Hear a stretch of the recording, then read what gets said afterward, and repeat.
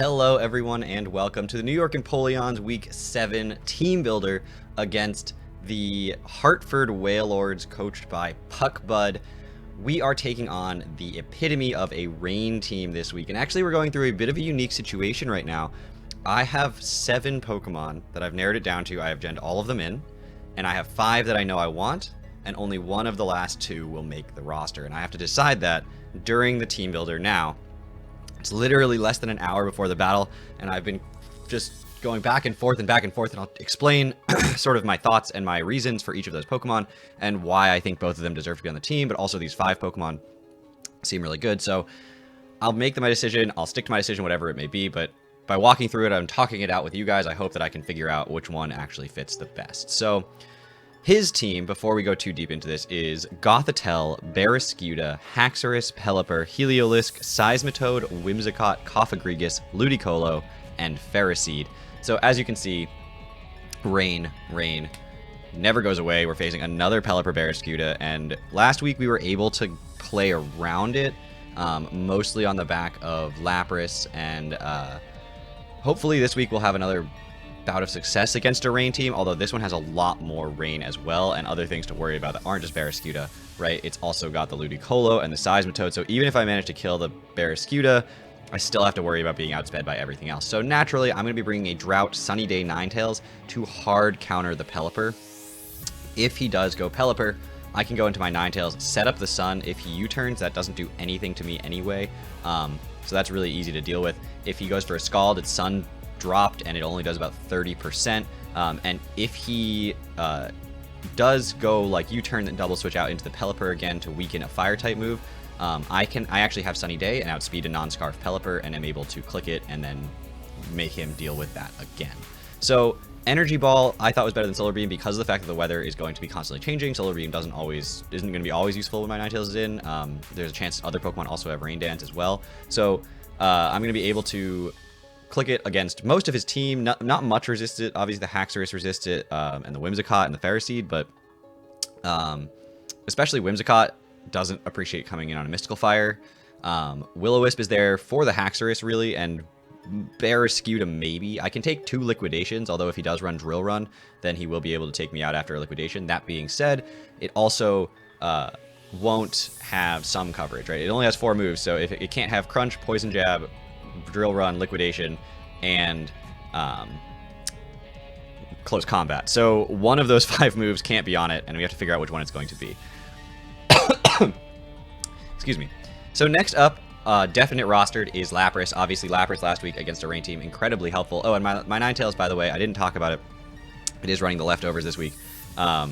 And it is going to be a bold nature with 252 HP, 196 defense, and 60 speed. Just a little bit of speed to outspeed anything that's trying to speed creep, basically, and it guarantees to outspeed like the Gothitelle and the Pelipper. So anything base 65 or below.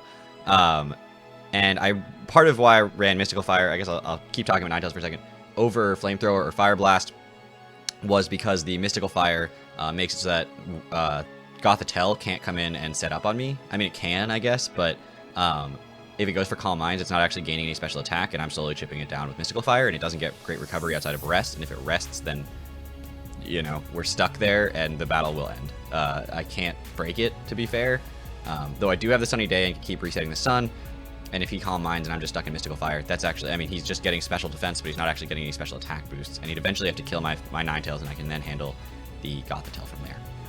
Anyway, so next up is the Lapras. Lapras is going to be a quiet nature this week since its speed did not matter. There's nothing that it relevantly would have outsped at neutral that it won't outspeed at quiet, and then nothing that I didn't really want to run speed. So I'm running quiet because I want the special attack boost. So I'm running 124 special attack with a special attack boosting nature because that'll allow Freeze Dry to basically kill everything on his team. He has literally 0 resists to Freeze Dry specifically. He has resist to Ice. Don't get me wrong, and not a lot of things are weak to Ice in his team, but nothing resists Freeze Dry since Ludicolo, Pelipper, and Seismitoad all become quad weak to it in Lapras' hands. And so this thing is bulky enough to take a hit. Toxic is mostly there for something like the Gothitelle or the Whimsicott that comes in on this, or the Cophagregus, and Protect stalls out turns of rain is more what it's about. I am rocking Water Absorb this week in order to be able to switch into a bunch of his water type threats, although Hydration was certainly tempting against things like the Gothitelle that could potentially try to Sasmi or Whimsicott. But Freeze Dry just does so much work against his team, and I wanted to just be able to hit things as hard as possible with it. Ice Shard, once again, like last week as you saw, Freeze Dry didn't quite take out the Barraskewda. He had Calc to survive, and so I'm going to just have that little bit of chip. It's good against things like that, or the Haxorus that's getting out of hand with Dragon Dances or something like that. So just having access to that, and I didn't need any other coverage on this because Freeze Dry just hits his entire team so hard, and is basically what I'll be spamming the entire time. So next up, we have the Bisharp. Bisharp is going to be holding a Lumberry this week for potential Scald Burns or other things that it just has to deal with. It's Iron Head knockoff, Sucker Punch, Power Up Punch. Power Up Punch was sort of a last minute change. I was Assault Vest for a little while and decided to go with Power Up Punch. That being said, I think it does give me a good something to click against his team, especially if I'm just getting set up on or don't want to be set up fodder, basically. Because if I Power Up Punch against the Haxorus and he goes for a Dragon Dance, then Sucker Punch should be able to take him out after the Power Up Punch when I'm at +1. So he can continue to Dragon Dance for sure, but he can't just kill me. So I'd be able to then respond by knocking him out. That being said, if he's anything below like 50%, it's probably worth just clicking Sucker Punch and not worrying about the Power Up Punch, but mostly that's what it's for. Iron Head is also mostly there for the Whimsicott and basically nothing else. And this thing, yeah, knockoff is just pretty good against his team, and Lumberry helps me just deal with being burned once. Next up is my Reuniclus. Reuniclus this week is going to be Energy Ball, Psychic, Recover, and Thunder Wave. It's going to be a Calm Nature with max special defense. This thing is going to sit there and wall the Ludicolo, any special Seismitoads that come by. Pelipper can't do anything to this. Gothitelle can't do anything to this, so basically just walling his team. I am going to be rocking out with a Colberberry this week to handle one Crunch from the Barraskewda and then come back with an Energy Ball and basically annihilate it. Thunder Wave is nice for speed control. It's maybe not something I'm going to click. In most times I play this matchup, I don't think I'm going to click Thunder Wave, but there are situations in which it will become relevant, and I didn't really need anything other than Psychic and Energy Ball since his whole team is neutral to those. Gothitelle is annoying. I won't deny that in this case. Gothitelle can come in and be super annoying against this Reuniclus, so I do have to be wary and careful of that, but that being said, I do think this Reuniclus does have a very good niche against his team and is going to be able to hit a lot of moves and hit things very, very hard. Next up, we have our Dragapult. Dragapult, obviously, this week is really good because it outspeeds everything naturally and also because it doesn't get trapped by Gothitelle. Thunderbolt is amazing against his entire team. I actually have enough speed to outspeed Barraskewda, which just additionally gives me enough speed to outspeed Scarf Pelipper, which is amazing because this thing basically can just lead without any worry in the world. Barring him leading with like Scarf Haxorus, which I would be surprised if he led with, I can outspeed Scarf Pelipper, Scarf Goth, and just U-turn out or just Thunderbolt. His team doesn't love Thunderbolts, and I am Life Orb this week, not choiced in any way, so once I Thunderbolt, if he does go like Seismitoad, I can then just U-turn or switch. I can also just Shadow Ball for big damage on basically everything on his team, since only the Heliolisk is going to switch into that, and that thing's not going to switch into a Draco Meteor very well anyway, and if he's not Scarf, he doesn't outspeed anyway. So this thing, I don't really care what HP it's at. That's why I went Life Orb this week, because I like the extra power, and it doesn't take hits well regardless, so it doesn't matter if it's at full or if it's at 50%. It's probably dying to a strong breeze, but it can do a lot of damage before it goes down. So those are the 5 Mons that I know I want, and then we've got these last 2 this week that I'm looking at, and they are Leafeon and Sirfetch'd. So Leafeon offers me a Sun payoff, basically, so something it has Chlorophyll. It's a second Sunny Daemon in case my Ninetales does go down, because my Ninetales does have to do a lot in the early game to deal with his team. Gives me something that the Gothitelle can't just wall, since I have Knockoff and Leaf Blade. Also, with Baton Pass, can switch out on the Whimsicott if it decides to come in, since that thing does kind of wall this set completely. And since I can reset the Sun, Leaf Blade just offers me a lot of utility against his Rain Sweepers, right? So we saw how much Leafeon did last week with the Swords Dance. I think this week it's not going to be quite as impressive if it does come, but it does have a really good niche. It's also going to be rocking out with the Koba Berry because it can take a Hurricane with the Koba Berry, and that would just allow me to potentially reset Sun and force his Pelipper to do something funky, or just live a hit and go for a Leaf Blade and deal a lot of damage to the Pelipper.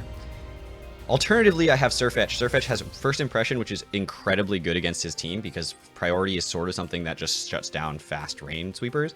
And that's good priority because it's not resisted by any of the rain sweepers. In fact, his only resist to First Impression on his entire roster is Cophagrigus and Pelipper. And because I'm scrappy, one close combat to Cophagrigus does so much damage, and knockoff will finish it off from there. And Pelipper doesn't appreciate. I mean, I don't think he wants it taking that much damage. So this thing just does. It's so good against his team because it just hits that close combat, and that hits so much of his team super hard. That being said, I think with him having Whimsicott and Cophagrigus and Pelipper and Gothitelle all resisting close combat, and I don't know if the Gothitelle is going to be Scarfed, and that could just take this thing out basically willy-nilly. I just have to worry that this thing isn't going to do as much work as it could do. Like its ceiling is really high, but its floor is really low, and I think that's a worry of mine because against a team like his, something that comes in and is useless isn't going to be helpful in the matchup. That being said, I do think it has such a high ceiling to be useful that it's hard to say it's not worth bringing.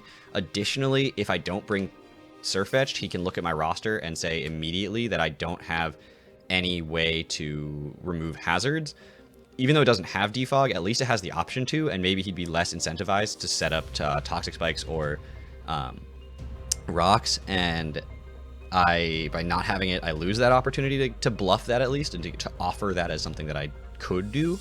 And so I'm just, going back and forth on which of these two Mons I think would be more useful in this particular matchup, and it's been hard. And I don't know, maybe I'll make the wrong decision, but I think whatever I make, I have to really defend myself on, and I'm looking at this, and the more I talk about it, the more I feel like Surfetch offers me more utility outside of just the 4 moves that it has, whereas Leafeon offers me a lot of utility within the 4 moves that it has, right? Like Surfetched, its possibility of running Poison Jab, of running Defog, of being just like a bigger nuisance than it is actually really useful, whereas Leafeon, I feel like its set is more predictable. The Baton Pass is a little bit unique, but I think its set is pretty standard, and he can look at the Leafeon and say, okay, I know what it's going to do, whereas he has to spend some time figuring out what the Surfetched is going to do. Not to mention the leak giving me a 50% critical hit chance on anything is just a generally useful thing to have. So I do think I'm actually going to go with the Surfetched here, although I do believe that the Leafeon has its value in this matchup, and I wouldn't. If someone else took the same team, saw the Leafeon, and brought it, I would not fault them for that. I think that's a really good pick. But that's the team we're going to be rocking with. I'm going to stick to it. I'm not going to switch it out. I'm going to defend myself on this one and really push to say that I'm making this decision logically and working it out. But this is how I team build, guys. This is what I do. I sit there and look at my Mons, figure out some sets, and then determine if those are the Mons that I want to bring. And you guys got a little bit of an insight into it here. I know this is a bit of a longer team builder, so hopefully you guys stuck around. But yeah, so I'm excited to do this battle because I don't actually know how this team's going to do, but I will see you guys all back here tomorrow, and yeah, if you liked the way that I team build or don't like the way I team build, leave a comment. Tell me that it's good, bad, you would have done something differently. Yeah, I always appreciate those. I always read them and mostly respond to them if I find that they're worth responding to. That's not to say that ones I don't respond to aren't worth responding to, it's just that some of them don't require a response, right? So anyway, I always read those comments, and I do appreciate them, all 3 of them that I get on every video. Thank you all so much for watching, and I'll see you guys all back here tomorrow with the battle. Take care, everybody.